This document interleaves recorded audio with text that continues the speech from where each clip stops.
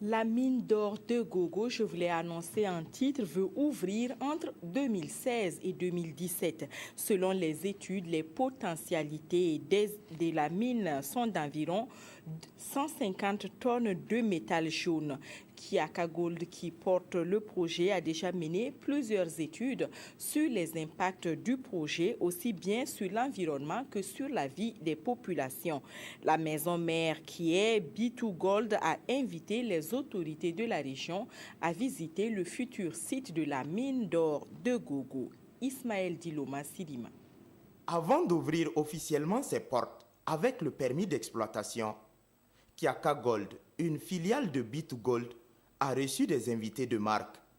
Le gouverneur de la région du Centre-Sud, accompagné des directeurs régionaux, ont pu visiter le site qui va abriter la mine, ainsi que la réserve des différents échantillons de roches prélevées qui prouvent qu'il y a près de 150 tonnes d'or sur ce site.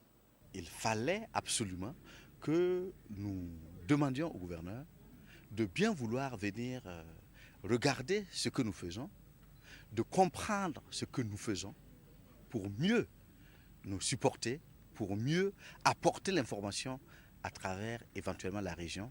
L'installation effective de la mine de Kiaka, selon le représentant pays de B2Gold, va nécessiter 500 millions de dollars américains et cela devrait générer au moins 700 emplois permanents dès son démarrage. Ce qui est sûr certain, c'est que nous avons déjà déposé notre demande pour que le ministère puisse statuer par rapport donc au permis d'exploiter. Nous pensons que dans les mois qui viennent, nous allons avoir ce permis.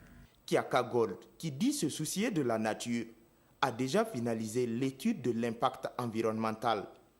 Et pour minimiser les dégradations, des stratégies sont prévues. En ce qui concerne l'eau potable, nous vous avons dit déjà maintenant, nous avons tous les forages qui sont aux alentours de la mine. Nous avons commencé à prendre des échantillons tous les 3 mois pour envoyer au laboratoire pour analyse. Cela va nous permettre en fait de savoir si la nappe est polluée ou pas quand nous allons commencer à faire la mine. Il ne s'agit pas d'attendre de faire la mine avant d'aller chercher justement ces échantillons-là. Il faut déjà analyser l'eau avant et pendant.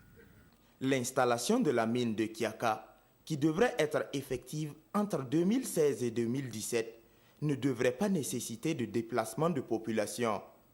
Seuls 2 sites d'orpaillage artisanal et une centaine de hameaux de culture seront touchés.